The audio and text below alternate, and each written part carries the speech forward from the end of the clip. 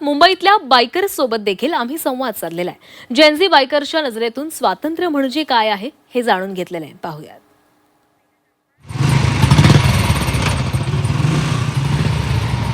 माझ्या मागे तुम्हाला दिसतायत हे आहे जेनझी पिढीचे बायकर्स। अर्थातच बायकर्सचे वेगवेगळे ग्रुप सध्याच्या घडीला प्रसिद्ध आहेत आणि मुंबईतला हा असाच एक ग्रुप जे त्यांच्या ग्रुपने बाईकची सफारी करतात आणि वेगवेगळ्या ठिकाणी जातात आणि या ग्रुपचा मुखिया आपल्या सोबत आहे ओमकार। ओमकार, खरं तर अनेक वर्ष बुलेटवर तुझं मुंबईमध्ये फेमस आहे आणि बायकर्सचा हा सगळा ग्रुप आहे। मात्र या बायकर्सला आम्हाला विचारायचं आहे, येणाऱ्या आजच्या 15 ऑगस्टच्या निमित्तानं स्वातंत्र्य या शब्दाचा अर्थ तुम्ही तुमच्या चष्म्यातून कसा बघताय? बेसिकली स्वातंत्र्य म्हणजे काय, अभिव्यक्ती स्वातंत्र्य म्हणा किंवा फ्रीडम म्हणा। आजकाल तुम्ही बघाल की यूथला काय पाहिजे, यूथला ॲक्च्युली फ्रीडम पाहिजे। म्हणजे सगळ्याच गोष्टीतून असेल, त्यांना जे मनापासून वाटतं आम्हाला ही गोष्ट करावी ती त्यांना करता आली पाहिजे, त्यांना व्यक्त व्हायचं असेल ते करता आलं पाहिजे। या सगळ्या गोष्टीतून मला असं वाटतं की फ्रीडम ही खूप मोठी संख्या आणि आजकाल तुम्ही म्हणाल तर पॅरेंट्सचा खूप दबाव होता मुलांना, तुम्ही हे करू नका, हे करा, ते करा। पण आत्ता जे आंदोलन झालं त्यातून जे जेनझीला जी प्रेरणा मिळाली ना, ते खूप मोठ्या लेवलची प्रेरणा आणि खरंच जेनझी एकत्र झाला आहे आणि जेनझीची पॉवर जी काय ती सगळ्यांना कळाली, सगळ्या यूथला पण कळाली आहे, गव्हर्नमेंटला पण कळाली आणि सगळ्यांना कळाली आहे। त्यामुळे मला असं वाटतं जेनझी हा आत्ता खूप मोठा फॅक्टर आहे। मग ते पॉलिटिक्स म्हणाल किंवा बाकी सगळ्या गोष्टी म्हणाल, सगळं म्हणाल। नक्की। मात्र तुम्ही सगळे बायकर्स आहात, स्वातंत्र्य या शब्दाचा अर्थ रस्त्यावर बाईक चालवताना तुम्ही कसा अनुभवता?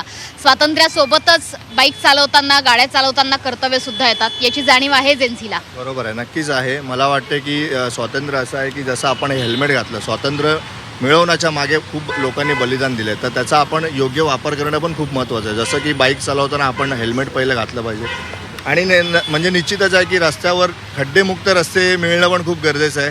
ते मला वाटतं एक स्वातंत्र्य आहे आपल्यासाठी। अनेक रणरागिणी आपण बघतो, विशेषतः गुढीपाडव्याच्या सणाला तर वुमन बायकर्स या खूप मोठ्या संख्येने बघितल्या जातात। बायकर होताना महिलांना स्वातंत्र्य मिळण्याची ती एक वेगळी परिभाषा समजली गेली। तुमच्या मते स्वातंत्र्य, फ्रीडम म्हणजे नेमकं काय? आपण मुंबईसारख्या शहरात राहतो आणि आपण पाहतो की जर इथे जीन्स घालणं, कपडे घालणं, इकडे मला तर असं वाटतं की कुणाला म्हणजे हे नाही आहे, रिस्ट्रिक्शन नाही आहे घरातून आणि बाहेर।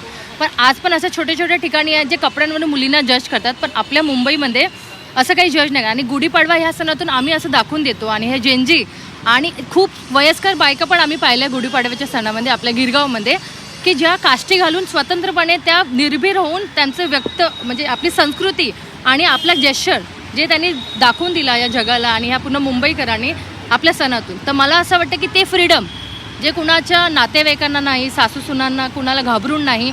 म्हणजे मला काय, मी काय आहे, मी आज कॉर्पोरेटमध्ये काम करते किंवा मी एका शाळेत शिक्षिका आहे, मी प्रोफेशनली मी ॲडव्होकेट आहे, तर माझ्या तर म्हणण्याने कॉन्स्टिट्यूशनमध्ये आपल्याला जे आर्टिकल दिलं आहे, right to freedom and speech, जर तुम्हाला तेच म्हणताना तुम्हाला जर कोणाची भीती वाटत असेल, ते निर्भीडपणे मला मत मांडण्याचा अधिकार आहे, तर ते न घाबरता मी फ्रीडमपणे मला बोलू शकते। मी कॅमेरासमोर झालं, टी व्ही समोर झालं, माझा कंटेंट मी मांडू शकते इंस्टाग्रामवर, फेसबुकवर।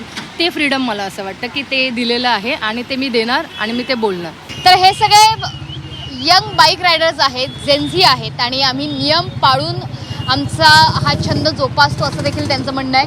खरं तर हे बायकर्स खूप वेगवेगळ्या प्रवासाला जातात, वेगवेगळे अनुभव ते घेतात आणि म्हणूनच या सगळ्या बायकर्सच्या चष्म्यातून नेमकं स्वातंत्र्य म्हणजे काय याचा अर्थ उलगडून दाखवण्याचा त्यांनी प्रयत्न केला आहे। आम्ही रस्त्यावरून गाड्या चालवतो, आमची हौस म्हणून, आमचा छंद म्हणून देखील चालवतो, मोठमोठ्या प्रवासांना जातो, मात्र हे सगळे प्रवास नियमांशी बांधील राहून करतो, असंच आश्वासन या बायकर्सनं दिलं आहे। कॅमेरामॅन प्रमोद समोनशी पाठक, झी 24 तास, मुंबई।